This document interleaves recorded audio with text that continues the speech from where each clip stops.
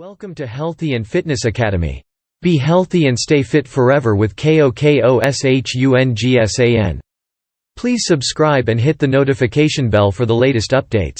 If you like it, please like, share it, and leave comments. Thanks for your support and for helping us make the world a better place. Fad diets to avoid. Most weight loss diets are actually fad diets that are repackaged to us as the newest and latest way to lose weight. A good example of this kind of resell to the public is the Zone diet. The Zone diet sounded novel when it first came out, but it is actually based on food combining principles from Asia that have been around for thousands of years.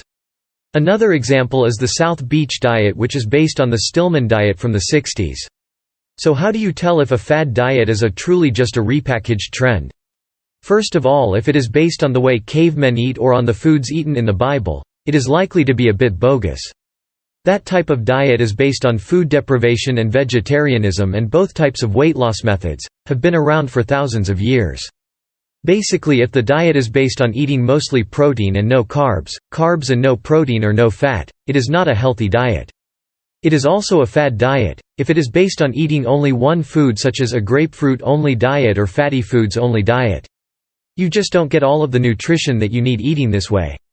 You need to eat a variety of foods in order to stay healthy. The South Beach diet, the Zone diet and the Atkins diet are high-protein, low-fat diets. These types of diets induce ketosis to accelerate weight loss. Ketosis is an abnormal body process that occurs during starvation. Ketosis causes fatigue, constipation, nausea, and vomiting, none of which are part of a healthy lifestyle. The long-term side effects of ketosis are documented to include heart disease, bone loss, and kidney damage. Crash diets dehydrate you. Low-calorie diets put your body into starvation, so you can't lose 1 more pound, and high-protein diets stress your kidneys and clog your arteries.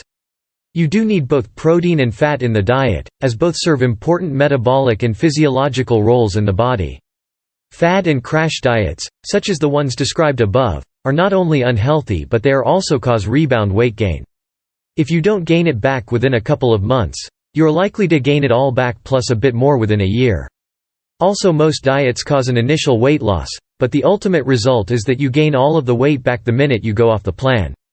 KOKOSHUNGSAN pays you to have fun. KOKOSHUNGSAN.net